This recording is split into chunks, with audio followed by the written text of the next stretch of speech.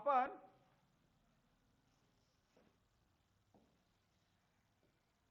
हे जॉईन केलं होतं. ओके, आणि या ठिकाणी किती डिग्रीचा अँगल ठेवला होता आपण? 90 डिग्री. का 90 डिग्री? कारण ही कोणती, ही काय आहे? इट इज अ टँजंट, ही स्पर्शिका आहे. आणि हे काय तुमचा रेडियस आहे. काल विषय झाला त्रिज्या आणि स्पर्शिका यांच्या गुणधर्मानुसार हे एकमेकांना काय असतात? परपेंडिक्युलर, म्हणजे लंब असतात. म्हणजे तिथे किती अंशाचा कोण होतो? लंब असणं म्हणजे किती अंशाचा कोण? 90 डिग्रीचा. बरोबर. बोला ना सचिन शेठ.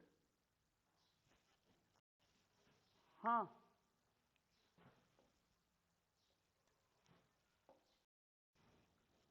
यामध्ये ही काय म्हटली आपण? रेडियस मानली. ह्याला काय म्हणलेलं आहे? टँजंट. टँजंटचं डेफिनेशन काय सांगितली रे आपण? थोडंसं रिवाइज करूया. स्पर्शिका म्हणजे काय? लाईन म्हणू शकतो, ती लाईनच असते नॉर्मली. हा टँजंट सेगमेंट आहे. हा, द लाईन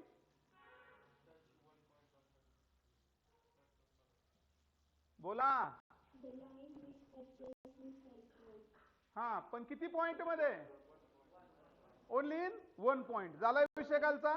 एकाच बिंदू, ओके, एकाच बिंदूमध्ये स्पर्श करणारी रेषा किंवा रेषा खंड त्याला म्हणायचं टँजंट, म्हणजे स्पर्शिका किंवा स्पर्शिका खंड.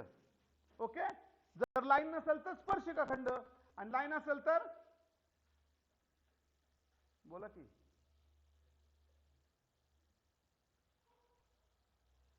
अरे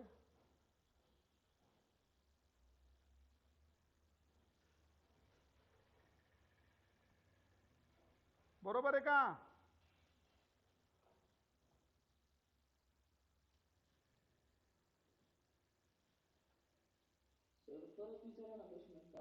प्रश्न असा आहे, हा मग बोलायचं. लाईन असेल तर त्याला टँजंट म्हणायचं, बरोबर आहे का?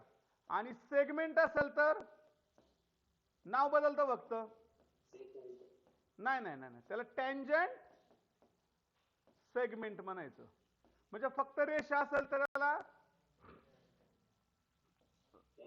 हा टँजंट म्हणजे स्पर्शिका, बरोबर. आणि खंड असेल तर स्पर्शिका खंड असं म्हणायचं. ओके, ठीक आहे. आता इथपर्यंत झालं. आता आपला विषय काय होता? काल आपण हे काढलं होतं, त्यांनी मेजरमेंट किती दिलं होतं आठवतंय तुम्हाला? काल सोडवलेलं गणित तुम्ही. रेडियस किती दिली होती? रेडियस आठवा, 5 सेंटीमीटर. म्हणजे रेडियस इथं आपण 5 सेंटीमीटर घेतली होती, बरोबर. त्यानंतर ओ आर दिली होती. ओ आर ही दिली होती, किती होती? 10 सेंटीमीटर. आणि एन आर म्हणजे टँजंट सेगमेंट मिळाला आपल्याला. किती मिळाला? आपण काढलं ना कालच गणित आहे, आजचं नाही विचारत काही. इथे किती आला आपला? 5√3. बरोबर आहे सर्व? असं आलं ना?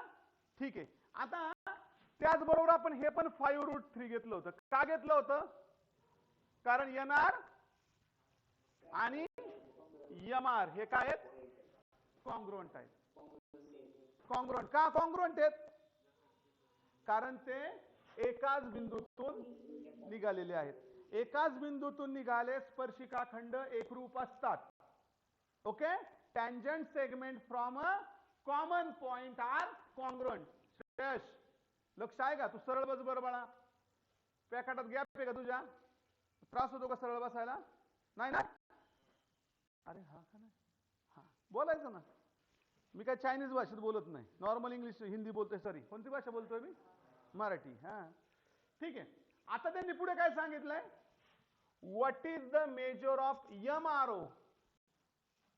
एम आर ओ बघा कुठे? एम आर ओ अँगल कुठे? एम आर ओ तयार होतो. चलो, एम बरोबर आर आणि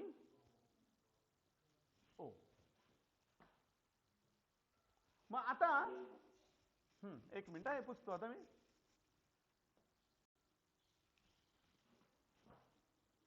ठीक आहे. इथं किती 90 डिग्री. क्लिअर झालं. 100% त्यांनी काढायला सांगितलंय हा अँगल.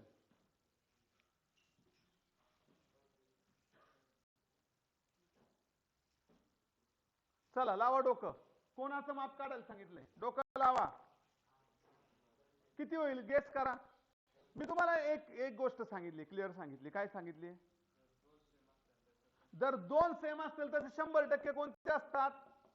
45 45 90 असतात. कोणत्या दोन बाजू? काटकोन त्रिकोणाच्या. समजा फॉर एक्झाम्पल आपण एक हे घेऊया,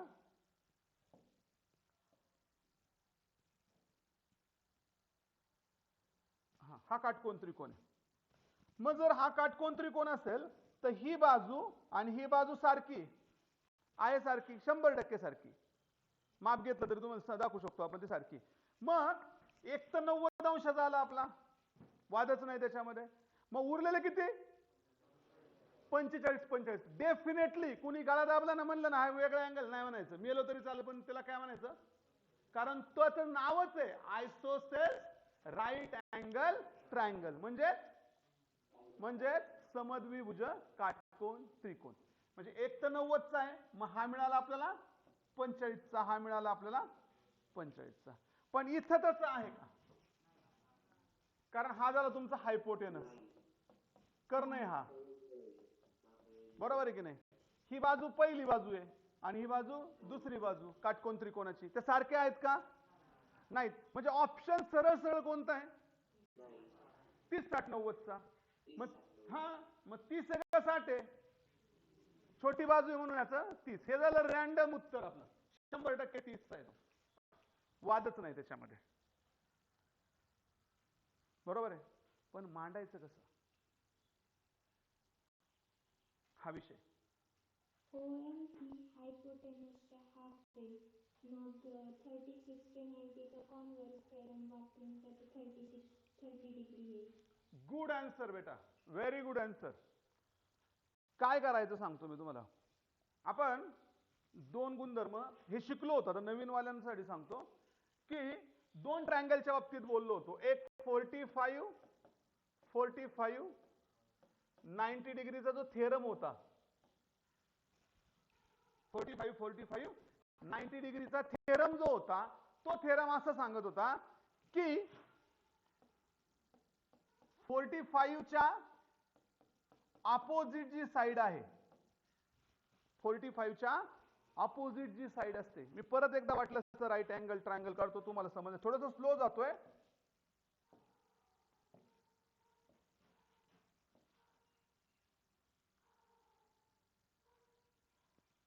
हा तुमचा राईट अँगल ट्रायंगल आहे, काटकोन त्रिकोण आहे. कारण एक कोण काटकोन त्रिकोण कोणाला म्हणतात? एक कोण 90 डिग्रीचा. मग या ठिकाणी हा 45चा आहे आणि हा 45चा आहे. 100% का? दोन बाजू सारख्या. म्हणजे हा त्रिकोण कोणता झाला? 45 90 झाला, बरोबर आहे. ठीक आहे, त्याला नाव पण देतो मी, ABC, ट्रायंगल ABC. आता गंमत बघा, 45 अंश कोणासमोरील बाजू कोणती? हा कोण 45 अंशाचा, त्याच्या समोरची बाजू AB कोणती आहे? AB इज इक्वल टू, ही पण 45च्या समोरची ही पण बाजू आहे ना, BC. म्हणजे आपण काय बोललो की the side opposite to 45 degree. त्याचं मेजरमेंट नेहमी काय असतं? 1/√2 इंटू हायपोटेनस. म्हणजे कर्णाचं माप. हायपोटेनस कोणता आहे? मला तुला कळलं? कर्ण कुठं आहे? कर्ण कुठं असतो? कर्ण कुठं असतो? चुकू दे, चुकलं तर काय आपल्याला फरक आहे? बघा, तुम्हाला चुकायचंय, कर्ण कुठे असतो? कोण सांगेल? हात वरती करून सांगा. सर मी सांगू शकतो हायपोटेनस कोणता आहे यातला, कारण मला ते कळलं पाहिजे. तुम्हाला हायपोटेनस नाही समजलं तर पायथागोरस समजणार नाही, पायथागोरस नाही समजलं 45 समजणार नाही. समजेल का सांगा बरं मला? कर्ण कुठं असतो हे 10वीच्या मुलांना अजून माहिती नाही. चला मला कळू द्या किती जणांना माहिती कर्ण कुठं असतो. माहिती दिव्या? सांग की मग. अगदी बरोबर. 90 डिग्रीच्या अपोजिट जी साईड असते, सगळ्यात मोठी साईड, त्याला लॉंगेस्ट साईड म्हणतो आपण, ही असते. येतंय का लक्षात? मग त्याला काय म्हणायचं? काय म्हणायचं? हायपोटेनस म्हणायचं, कर्ण म्हणायचं. क्लिअर झालं? ठीक आहे. आता गंमत बघा. मग समजा मी इथं 10 म्हटलं, किती हायपोटेनस? किती? 10. मग तुम्ही AB आणि BC ची व्हॅल्यू किती? AB is equal to BC is equal to 1/√2 into 10. म्हणजे उत्तर किती आलं तुमचं?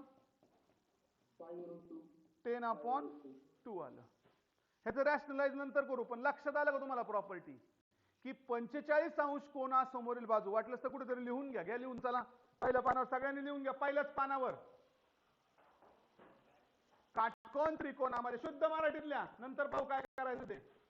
प्रॉपर्टी समजणं महत्वाचं. तुम्हाला प्रश्न विचारणार नाही सांगा म्हणून. लिहा पहिल्या पानावर, एकदम पहिल्या पानावर, जिथं नाव लिहिता तुम्ही त्या पानावर. आतमध्ये शोधू सापडणार नाही तुम्हाला. ते पहिलं पान तसं व्हायला जाते आपलं. लिहा काटकोन त्रिकोणामध्ये. कोण सांगतंय?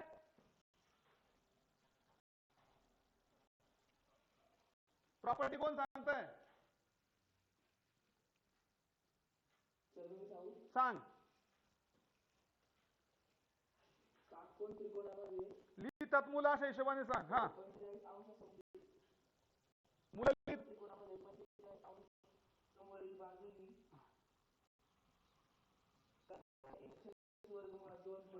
सोम एवढं फास्ट मी शिकवल्यावर पोरं सोडून जातील मला. हळूहळू सांग. मुलं लिहितायत, तू जे सांगतोय ते मुलं लिहितायत सगळी. हा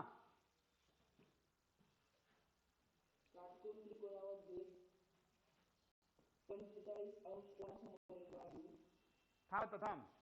काटकोन त्रिकोणामध्ये 45 अंश कोणासमोरील बाजू. इथपर्यंत आला? पाडेकर साहेब मराठीत सांगतो तुम्हाला समजावं म्हणून. ही पुढे बोल रे.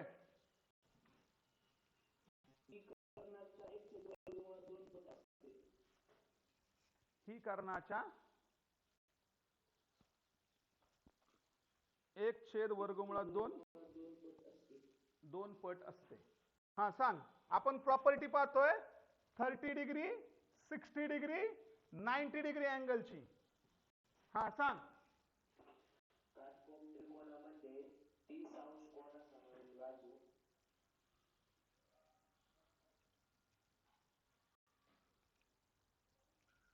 काटकोन त्रिकोणामध्ये 30 अंश कोणासमोरील बाजू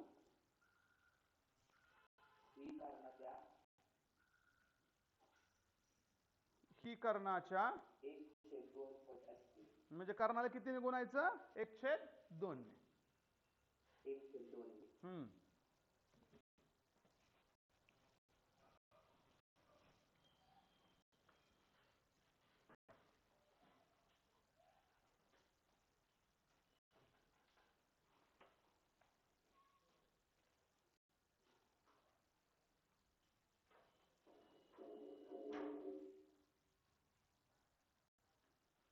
हो गया?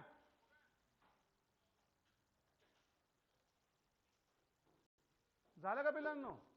समजलं ना? आता येऊया आपण कोणत्या बाजूकडे? परत तोच त्रिकोण काढतो. माझ्याकडनं पुसला गेला.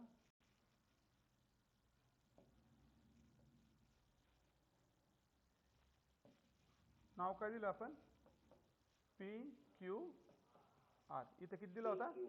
90 डिग्री. इथे किती होता आपला? 60 डिग्री. आणि इथं 30 डिग्री. आता कोणत्या त्रिकोणाबद्दल बोलायचं आपल्याला? कोणत्या कोणाच्या प्रॉपर्टी बद्दल बोलायचंय? 60 डिग्रीच्या ना. मग त्याच्या समोरील बाजू म्हणजे काय लिहिलं मी इथं?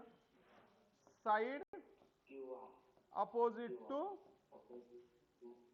60 डिग्री. बरोबर. 60 जसं 30च्या अपोजिट आपण पी क्यू लिहिली, तर 60च्या अपोजिट विरुद्ध बाजू कोणती? 60च्या. सिद्धेश समजते ना? नक्की ना बाळा? हा, असे मागचा पण सिद्धेश, दोन सिद्धेश आहेत आता. समजते ना? नाही समजलं तर विचारा. कोणती आहे 60च्या अपोजिट? Q R. लिहू मग इथं क्यू आर. हा, तिचा संबंध काय? कर्णाचे किती पट असते माहिती तुला? ह्याला म्हणायचं अभ्यास नाही झाला. वर्गमुळात 3/2 पट असते. म्हणजे याला कशाने गुणायचंय? हायपोटेनसला गुणायचंय. कशाला गुणायचंय? हायपोटेनस. कळलं का व्यवस्थित? म्हणजे इथं काय येणार तुमचं? √3/2 इंटू हायपोटेनस. तोडकर परत एकदा हायपोटेनस कोणता आहे? चुकू दे, परत एकदा चुकू दे, मी परत सांगेल. बोलत राहा.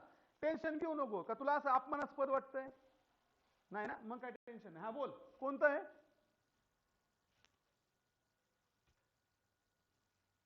हायपोटेनस कोणता? परत एकदा सार्थक तू सांग. चल,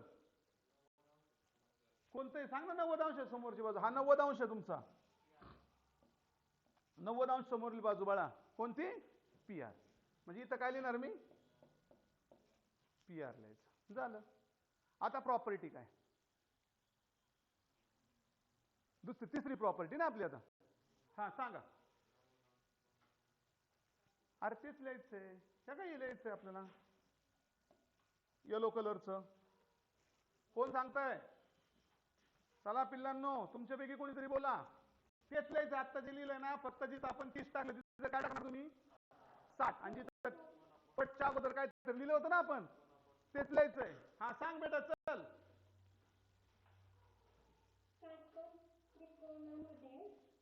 लिहा रे बाळांनो. आता थांब, पिल्लांना लिहू दे.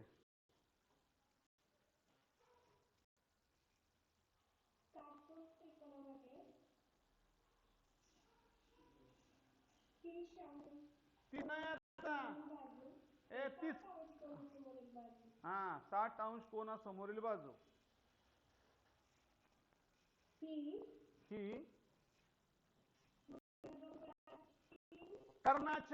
ही कर्णाच्या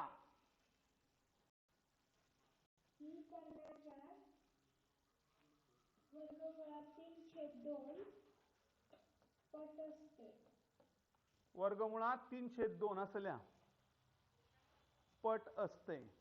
आता हे विसरायचं नाही. आता मूळ मुद्द्याकडे येऊया आपल्याला.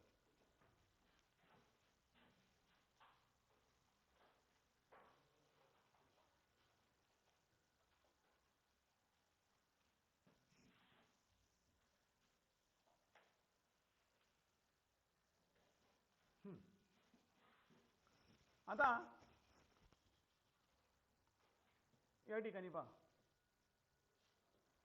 यमो किती काढली होती आपण? दिली होती त्यांनी म्हणा 5. आता हे गणित सोडतोय. एवढं सगळा उद्योग कायसाठी केला माहिती का? हे सोडवायचं आहे आपल्याला म्हणून. आता पक्क झालं. आता मी परत सांगणार नाही. यमो किती झालं? 5 झालं. एम आर हा 5√3 ना. म्हणजे इथं किती लिहिणार मी? 5√3. ठीक आहे. मग OM इज इक्वल टू किती लिहिलं आपण? 5 सेंटीमीटर. बरोबर. आणि MR ह्याची काय लिहायची गरज नाही. एक मिनिट.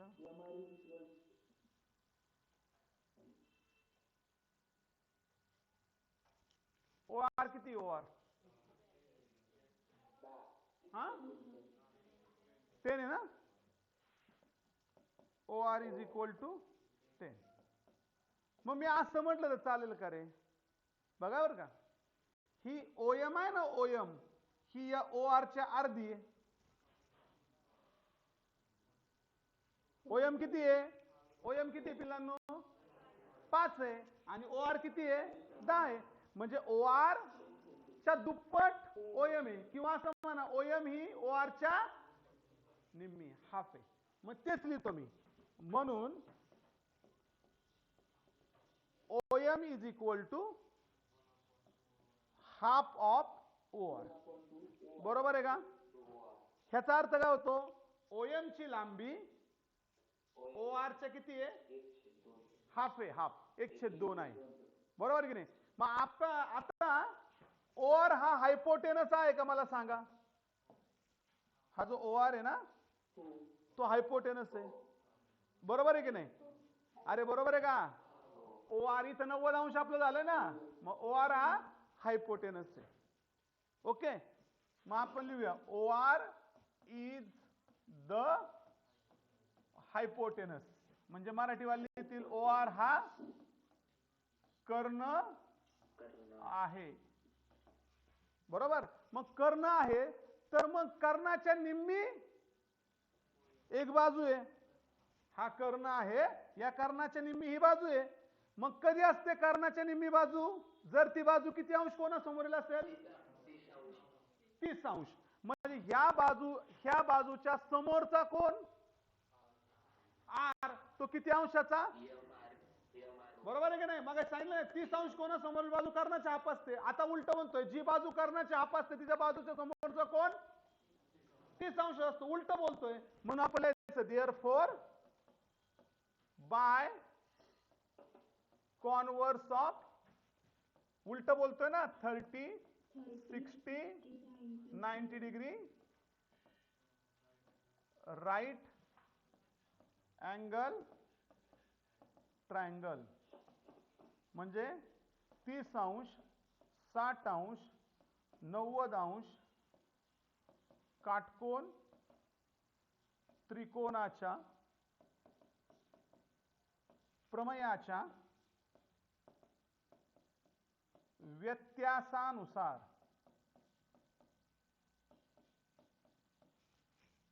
ओके, व्यत्यासानुसार काय येणार? अँगल कोणता? MRO इज इक्वल टू किती आला तो? 30 अंशाचा आला. हे गणित पडतं बरं का. किती अंश झाला बाळा? समजलं का नाही समजलं? खरं सांग. चेहरा असा वाकडा नाही करायचा. नाही समजलं बोलू शकता सर, नाही समजलं आम्हाला परत सांगा. कुठं अडलं? कॉन्व्हर्स म्हणजे उलट बोलतोय. कॉन्व्हर्सचा अर्थ काय होतो? उलट बोलतो. म्हणजे फॉर एक्झाम्पल तू हुशार विद्यार्थी आहे, त्याचं उलट बोलत तू डन नाही. आपण काय शिकलो? 30 अंश कोणासमोर बाजू कर्णाच्या अर्धी असते. ही बाजू कशा समोरची आहे? 30 अंश कोणासमोर, सॉरी कर्णाच्या निम्मी असणारी बाजू आहे. मग कर्णाच्या निम्मी असणाऱ्या बाजू समोरील कोण किती असतो? 30. म्हणून 30 लिहिलं. फक्त लिहिताना हे एवढं लिहावं लागेल, आपलं उलट बोलतोय म्हणून. सुईचं नाही, उलट बोलतो म्हणून त्यांना कॉन्व्हर्स म्हणायचं. समजलं का? नाही अजूनही बळच हा म्हणतोय का? नाही. मग रिलॅक्स राहा, रिलॅक्स. अभ्यास कर फक्त. कारण हे जे आठवायचं म्हणजे तुम्हाला सराव पाहिजे. विराट कोहली झोपला ना तर तो कधीच खेळू शकणार नाही. एकही रन नाही निघायचं त्याला. सराव पाहिजे. कोणताही गोष्ट असू द्या, सराव पाहिजे. आपण झोपून आयुष्यात काही मिळणार नाही तुम्हाला. हा चला पुढे चला. आगे पुढच्या विषयाकडे या. आता MRO जर आपल्याला किती मिळाला बाळांनो? हा 30 चा मिळाला. बरोबर की नाही? तर आपण असाच प्रूव्ह करू शकतो हा पण 30 चाच आहे. सेम प्रकारे, फक्त त्रिकोण तुम्हाला बदलावा लागेल. त्रिकोण खालचा घ्यावा लागेल. सेम. मग आपण असं लिहू शकतो देअरफॉर अँगल NRO किंवा ORN काही म्हणा. NRO म्हणा नाहीतर ORN म्हणा, काही म्हणा. फक्त मध्ये काय आला पाहिजे तुमचा? तो पण कितीच झाला तुमचा? 30 डिग्रीचा. दोन्ही सारखे आपण सिद्ध करू शकतो. इथपर्यंत कळालं व्यवस्थित? आता यानंतर तुम्हाला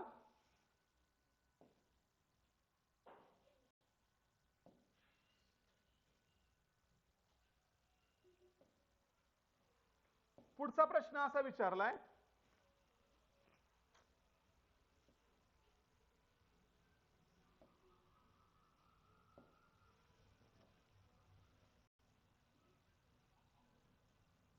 कोणता प्रश्न विचारला पुढचा? मेजर काढायचंय कोणतं माहितीये का? एम आर एन चं मेजर काढायचंय. मग हा कितीचा आहे? हा इथला हा कितीचा आहे? दोन्हींचं ऍडिशन केलं तर मिळेल का आपल्याला? म्हणजे काय लिहिणार? अँगल एम आर एन कोणता बघा? एम हा, आर हा आणि एन हा मिळणार कस काय तुम्हाला? अँगल एम आर ओ, बरोबर की नाही? एम आर ओ प्लस दुसरा कोणता करणार? ओ आर एन म्हण, नाही तर एन आर ओ. बरोबर आहे? एम आर ओ चं मेजरमेंट किती आहे पिल्लांनो? बोला की रे, आता एवढं अवघड आहे का? 30 डिग्री आहे. प्लस याचं किती आहे? 30 डिग्री. काढलं ना आपण? 30 आणि 30 किती झाले? 60 झाले. म्हणजे अँगल एम आर एन किती झाले? 60 डिग्री झाली. काय डाऊट? आता गणित झालंय माझं. म्हणजे 40 मिनिटं घालवलं फक्त 2 गणिताला. पण माझं मत आहे तुम्हाला जे शिकवलं ते कळलं का? नेक्स्ट एक्झाम्पल काय आहे? नेक्स्ट एक्झाम्पल मध्ये यांना काय म्हणणार आहे तुम्ही? एम आर आणि आर्यन. एम आर ही आणि आर्यन ही सेगमेंट, हे सेगमेंट दोन. यांना काय म्हणणार तुम्ही? टँजंट. का टँजंट म्हणायचं त्यांना? स्पर्शिका का म्हणायचं? कारण ते वर्तुळाला पास नाही होत, स्पर्श करतात. शब्द पास, हा टच करतात. टच करणं आणि पास करणं यात फरक आहे ना. गोळी आरपार गेली म्हणतो आपण, ती पास झाली. गोळी टच करून गेली. बरोबर आहे का? सो झाले इथपर्यंत. आता काय सांगितलंय की सेंटर ओच आहे. प्रूव्ह दॅट, सिद्ध काय करायचं आपल्याला? की हा जो ओ आर दिसतोय तुम्हाला, ओ आर रेड कलर मध्ये दाखवतोय मी तुम्हाला, ओ आर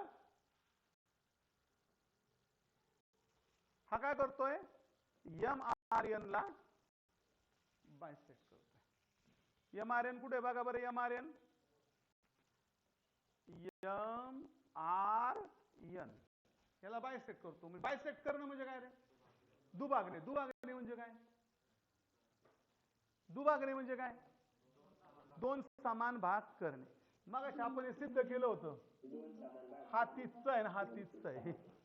मगच गणित आहे. फक्त ते दाखवायचं की ते 30 कसे आले. 30 लिहायचं नाही, कारण कुठे मेजरमेंट फाइंड आउट करायला सांगितलेले नाही. मग आता कसं करणार? चला, दोन त्रिकोण दिसत आहेत का तुम्हाला? दोन त्रिकोण. पहिल्या त्रिकोणाचं नाव सांगा. चला. हा कोणता? मग मी लिखतो इन ट्रायंगल, सांगा, एम आर ओ. बरोबर. अँड ट्रायंगल, दुसरा ट्रायंगल कोणता आहे? हा ओ आर एन किंवा एन आर ओ म्हणा. दिसतायत दोन. हा पहिला घेतला ना आणि हा दुसरा घेतला. ठीक आहे. ह्याच्यामध्ये सारखं काय ते सांगा मला.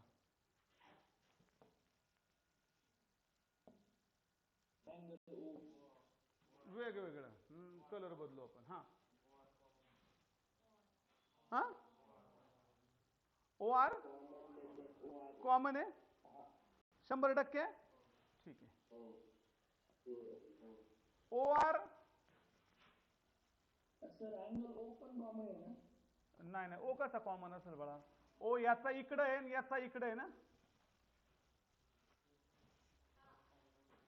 अँगल तर कॉमन नाही. ओ आर घेतलं आपण. ओ आर वरच्या त्रिकोणात सुद्धा आहे का? वरच्या त्रिकोणाचा पण भाग आहे. वाटलंच तर आपण वेगवेगळ्या आकृतीकडे बघा. असा हा त्रिकोण कोणता आहे तुमचा? एम आर ओ आहे. आणि दुसरा त्रिकोण मी असा घेतोय, ओ एन आर असा आला. म्हणजे ही बाजू आणि ही बाजू एकच आहे का? एकच. दोन्हीकडे कॉमन का? आपण नाही करायला कॉमन भिंती असतात का? असतात का? मग तशी कॉमन साईड आहे. मग O R is equal to O R. का? Common side. कारण लिहितो मी इथं,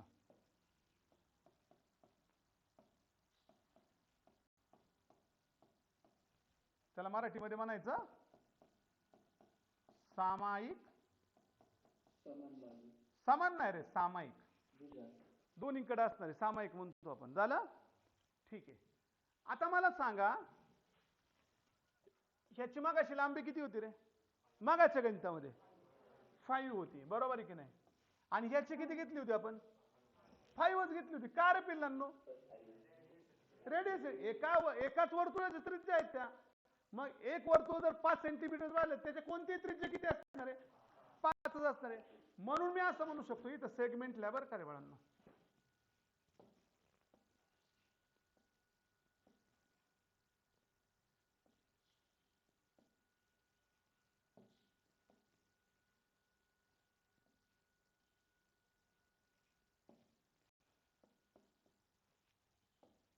सेगमेंट. ओके, किंवा साईड लिहिलं तरी चालेल. आता दुसरी कोणती घेतली म्हटले? वरच्या त्रिकोणाची कोणती घेतली पिल्लांनो? ही ओएम. सारखी असेल का रे?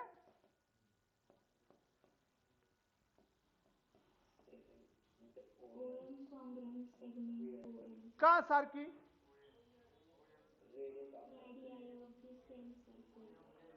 ओ मग काय लिहायचं इथं? चला, तुम्हाला कळतंय म्हणजे. मला ती भीती वाटते कधी कधी की जे काय चाललंय ते तुमच्यापर्यंत पोहोचतंय की नाही. दोन्हीकडे सारखं, दोन्ही त्रिज्या. म्हणजे कारण काय लिहिणार आपण? दोन आहेत ना, म्हणून रेडियाई लिहायचे. दोन आहेत ना, ही एक आणि ही एक. अनेक असले की रेडियाई, आणि एक असलं तर radius. Radii of same circle. एकाच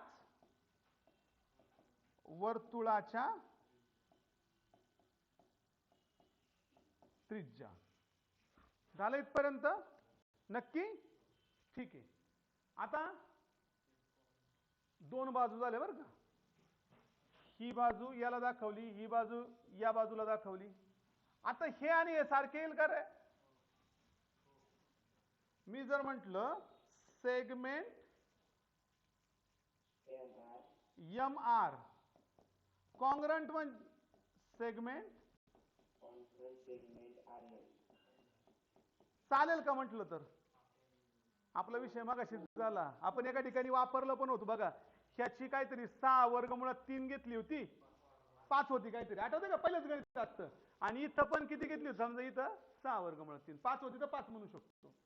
म्हणजे याचा अर्थ काय? दोन्ही समान लांबीचे आहेत ना, मग समान लांबीचे असतील तर त्या काय झाल्या? एकरूप झाल्या, कॉन्ग्रुएंट झाल्या. म्हणून आपण काय म्हणणार इथं?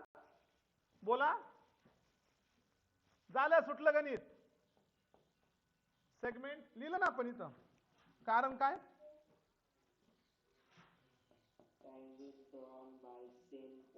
Tangent segment. बस झालं, एवढं काय लिहायचं जाऊ. स्पर्शिका खंड. तुम्हाला प्रॉपर्टी कळली ना? ओके. मग आता ज्या दोन त्रिकोणाच्या सगळ्या बाजू सारख्या असतात, ते दोन त्रिकोण एकरूप असतात का? कोणती कसोटी आपली?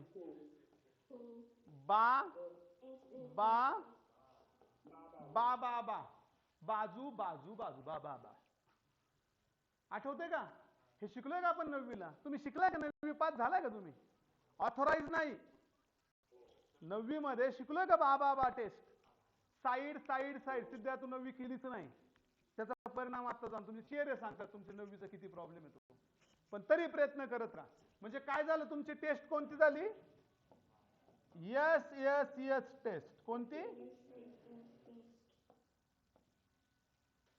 ट्रायंगल पहिला त्रिकोण कोणता घ्यायचा सांगा मला आता. MRO. Similar triangle. आता नाव लिहिताना व्यवस्थित काळजी घ्यायची ना आपल्याला.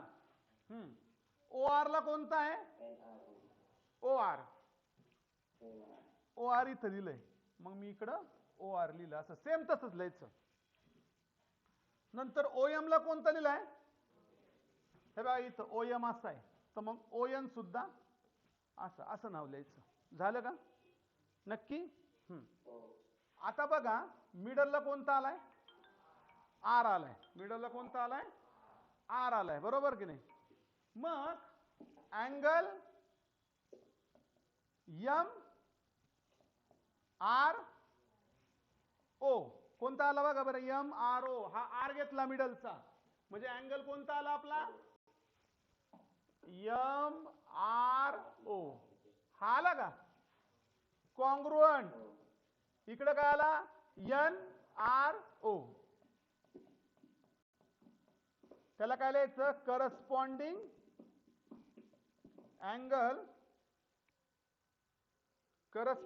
Angle of similar triangle. मराठीमध्ये लिहायचं एकरूप समरूप. उत्कर्ष खुडखुड बंद करा. समरूप त्रिकोणाच्या संगत बाजू. हे झालं. ठीक आहे. मग आता कोणतेही दोन त्रिकोण, हा त्रिकोण याला एकरूप झाला ना. बरोबर आहे का. आता लिहिलं ना आपण हे काही इथं MRO आणि NRO हे सारखे आहेत की नाही. कॉन्ग्रुएंट आहेत. सॉरी कॉन्ग्रुएंट नाही म्हणता यायचं, सिमिलर आहेत. मग त्याचे कोण सुद्धा सारखे. जसा याला कोणता कोण. हा कोण. दुसरा कोणता कोण आला आपल्याकडे. M ला कोणता आहे. N म्हणजे N. झालं का. आणि दुसरा कोणता. शेवटचा कोणता. हा राहिला ना O. हा O कोण. ओला कोणता. ओच. बघा ना एकाच एक. याला हा कोण कॉन्ग्रुएंट, याला हा कोण कॉन्ग्रुएंट आणि याला हा कोण कॉन्ग्रुएंट. क्लिअर झालं. मग आता हे जे ग्रीन कलरचे दोन कोण दाखवले त्या कोणाची नावं सांगा मला. शेवटी इथं लिहितो, वरती जागा नाही म्हणून. अँगल ग्रीन कलरचे डॉट MO.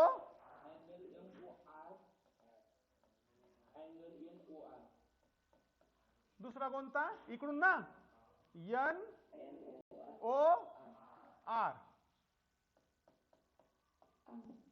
तिथं तेच लिहिणार. काय लिहिणार. Corresponding angle of similar triangle. CAST. बरोबर. आता मला सांगा हे दोन कोण तुम्ही सारखे सांगितले मला आत्ताच. कोणते दोन कोण सारखे सांगितले. हा कोण आणि हा कोण.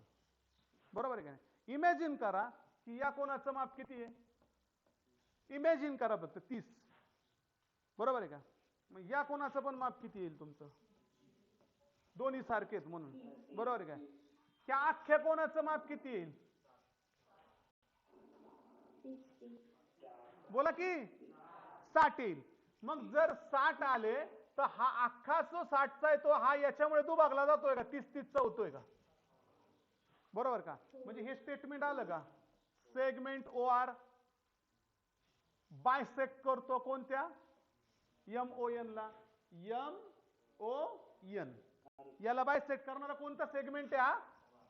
तसं इकडे पण हा 30चा होता मागाशी हा 30चा होता. असं इमॅजिन करा. मग हा पण कोण दुभागला गेला का. हा येणार M. MRN सुद्धा बायसेक्ट झाला का. निम्मा निम्मा झाला का. कोणामुळे झाला निम्मा. OR मुळे. म्हणजे हे स्टेटमेंट झालं का प्रूव्ह आपलं. मग सगळ्यात शेवटी काय लिहायचंय. हे स्टेटमेंट लिहायचं कोणतं. Therefore segment OR bisect MRN आणि NOR. हा सॉरी MON. दोन्हीला दुभागतो कोणता भाग. कोणता. OR. हा दुभागतोय कोणत्या दोन कोणांना.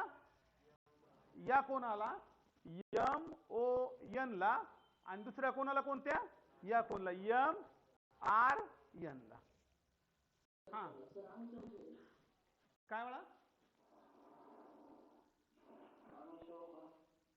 हा सांग ना आधी प्रश्न कळू दे सगळ्यांना. थांब प्रश्न असा आहे टँजंट कशाला असतात सर्कलला. म्हणजे आता आपण काय करूया एक सर्कल काढतो म्हणजे तुम्हाला समजेल असं.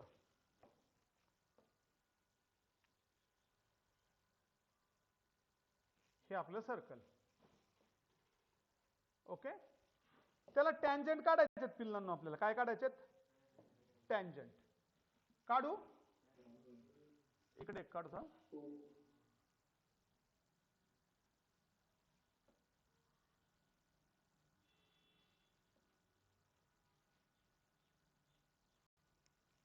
हा ही काढली एक टँजंट बरोबर आहे. आता दुसरी जी टँजंट आहे 2 आहेत बरं का रे. किती टँजंट्स आहेत 2 स्पर्शिका आहेत बरोबर की नाही. मग जर 2 स्पर्शिका असतील तर पण त्या कशा आहेत एकमेकांना समांतर आहेत. त्या एकमेकांना कधी छेदणार नाहीत. मग ती दुसरी कुठं काढू खालच्या बाजूला काढू का.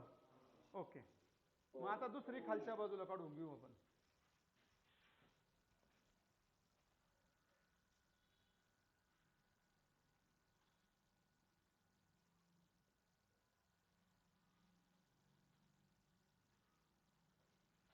झालं 2 टँजंट पॅरलल दिसतात तुम्हाला.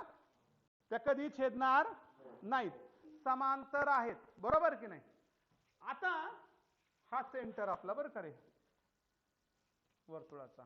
इथं काय नाव देऊ आपण ह्याला स्पर्श बिंदू झाला ना पॉइंट ऑफ कॉन्टॅक्ट स्पर्श करून दिले. ह्याला नाव देऊया पी आणि क्यू नाव देऊया. झालं इथपर्यंत नक्की. आणि सेंटरला काय नाव देऊया आपण ओबी. या टँजंटला नाव देऊया ए बी. टँजंट रेष आहे ना ती ओके. आणि खाली नाव देऊया सी आणि डी नाव दिलं. ठीक आहे. आता त्यांनी काय सांगितलंय रेडियस दिलाय. रेडियस आपण किती सेंटीमीटरचं वर्तुळ काढलं 4.5 चं काढलं. कितीचं काढलं 4.5 चं बरोबर की नाही. मग हे अंतर किती होईल रे किती होईल 4.5 होईल. इथून वरचं अंतर किती होईल म्हणजे 2 टँजंट मधलं अंतर किती झालं सोपं आहे 4.5 अधिक 4.5 9 झालं उत्तर. व्हॉट इज द डिस्टन्स हा बरोबर आहे का बरोबर आहे का नक्की का. पण लिहावं लागणार आहे आपल्याला. नुसतं नुसतं तोंडी सांगून 9 सेंटीमीटर मग अंडी देतील शिक्षक लोक. हे असे 2 अंडी असतात. तसं नाही झालं पाहिजे. आपल्याला मार्क्स मिळवायचं. मग कसं लिहायचं सांगा. लिहायचं कसं जे आता लिहिलंय तेच.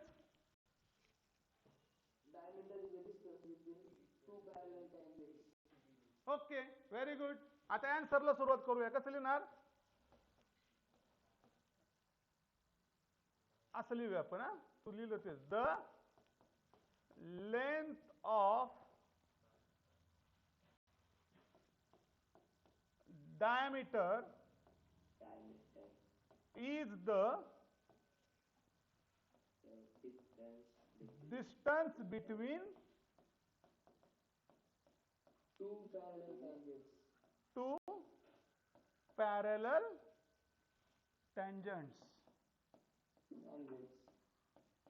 एवढी गोष्ट लक्षात ठेवा. हे 2 पॅरलल टँजंट्स आहेत ना बरोबर ना. त्याच्यातले अंतर म्हणजे कशाची लांबी डायमीटरची बरोबर आहे की नाही बरोबर आहे का. हा आता मराठीवाले काय लिहितील की 2 समांतर स्पर्शिकांमधील अंतर हे कशा एवढं असतं प्रणव व्यासाच्या प्रणव व्यासाच्या लांबी एवढे असते. म्हणून व्यासाची लांबी म्हणजे काय? डायमीटर. डायमीटर हा रेडियसचे दुप्पट असतो का? बरोबर की नाही? अरे हो की नाही? हा म्हणजे 2 गुणिले आर म्हणजे काय? रेडियस. रेडियस म्हणजे काय मराठीमध्ये? त्रिज्या. बरोबर की नाही? मग d इज इक्वल टू 2 गुणिले रेडियस किती लिहिबाळांनो? 4.5. आन्सर किती आलं? Diameter 9 centimetre. बरोबर की नाही? हे झालं तुम्हाला. हे समजलं ना?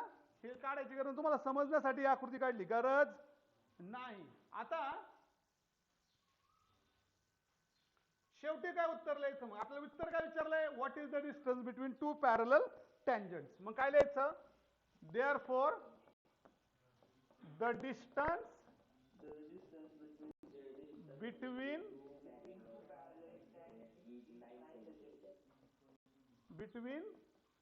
टू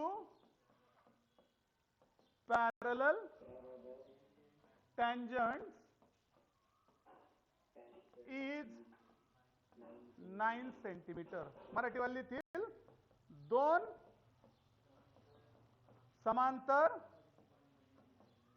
स्पर्शिकांमधील अंतर किती सेंटीमीटर? हा, एक सूचना आहे तुम्हाला सर्वांना. आपल्या चॅनल जो आहे त्याला सबस्क्राईब करून घ्या. इथून पुढे तुम्हाला लिंक येणार नाही. सबस्क्राईब केलेल्यांना नोटिफिकेशन येतं. बऱ्याच जणांनी सबस्क्राईब केलेलं नाही. आणि पाहिलं की लाईक करायचं, म्हणजे मला कळेल कुणी पाहिलं कुणी नाही ते. हा,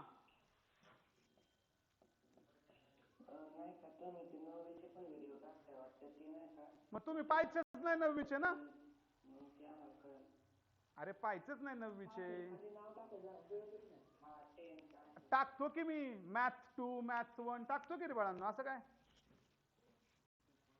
टाकतो ना. बरं आजपासून टाकत जाईल. चला इथून मागं डोक्याला टाकलं तर टाकत जाईल. आणि तुम्हाला कळत ना, सुरुवात केली की लगेच कळत असेल ना कोणतं पाहतोय आपण. आहे की नाही? मराठीतलं पिक्चर पाहिलं मराठी कळतच ना. असं आहे की नाही? झालं का रे बाळांनो? व्यवस्थित समजलं काय गणित? परत एकदा सांगा. Now these are the circles intersecting each other. ते एकमेकांना काय करतायत? छेदतायत. बरोबर आहे की नाही? पण मी जर म्हटलं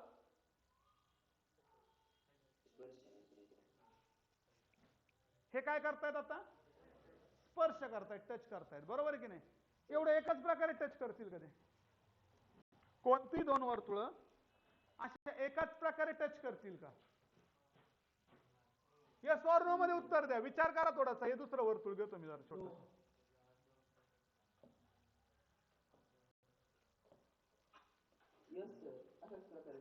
दुसरा काय पर्याय?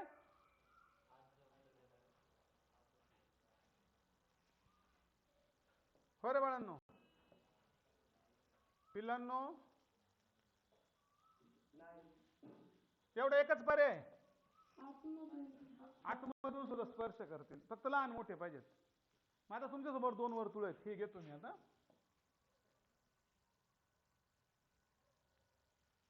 असे होतील का? हा, होतील का? म्हणजे ही जी 2 आकृत्या तुम्हाला दाखवल्या बरं का अभ्या, ही एक पहिली आकृती तुम्हाला दाखवली. This is the first figure and this is the second figure. फरक काय? बरं थांबा, फरक नाही, सारखेपणा काय? दोन्ही वर्तुळ एकमेकांना स्पर्श करतात. हा सारखेपणा आहे. बरोबर की नाही? म्हणजे आपण यांना काय म्हणूया? They are touching circles. काय म्हणायचं यांना? म्हणजे त्याला मराठीमध्ये म्हणायचं दीज आर द स्पर्श वर्तुळे. काय म्हणायचं यांना? स्पर्श करणारी वर्तुळे. किती आहेत? कधी कधी 3 येतील. गणितामध्ये 3 येतील, 2 येतील. आपण आता प्रॉपर्टी शिकतोय. कळतंय का मी काय म्हणतोय ते? आता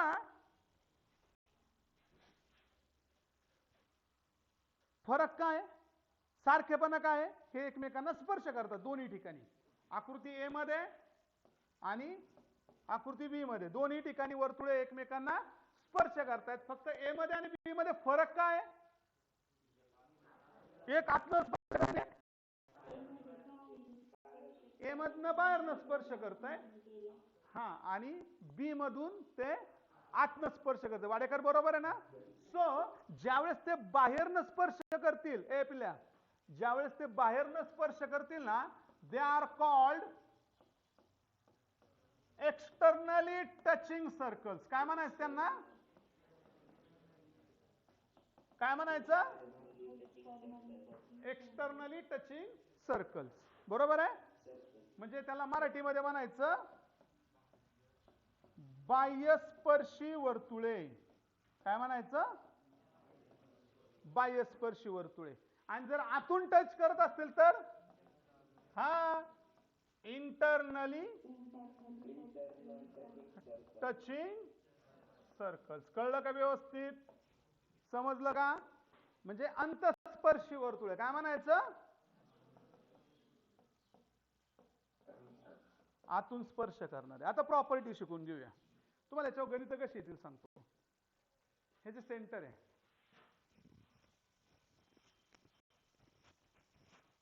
हे समजलं ना व्यवस्थित पिल्लांनो? इंटरनली आणि एक्सटर्नली कळतं का? बाह्यस्पर्शी आणि अंतस्पर्शी समजलं ना? आता मी जी आकृती काढतोय ती कोणती ते सांगा मला फक्त.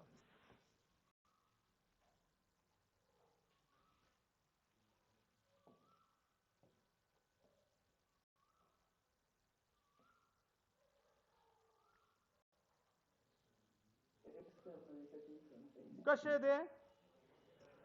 Externally touching circles. ह्याचं सेंटर आपण इथं देऊया, याचं सेंटर आपण इथं देऊया. बरोबर? आणि तुम्हाला काय विचारतील माहिती का? काय विचारतील? Distance between the centre.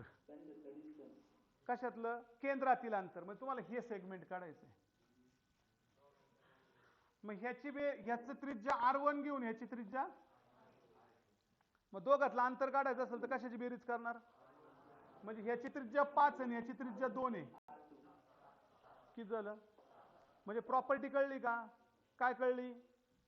ज्यावेळेस एकमेकांना बाह्यस्पर्शी वर्तुळे असतील, एक्सटर्नल टचिंग असतील, त्यावेळेस रेडियसची बेरीज करायची. रेडियसची बेरीज करायची. आणि जर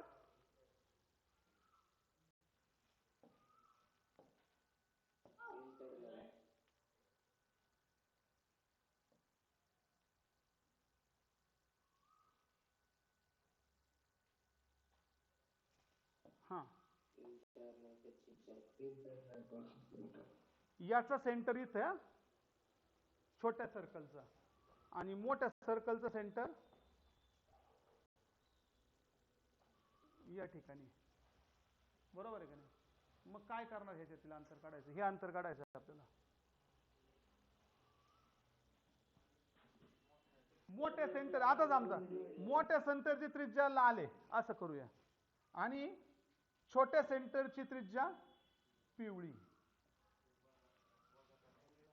काय करणार तुम्ही? मोठ्यातून छोटी वजा करायची.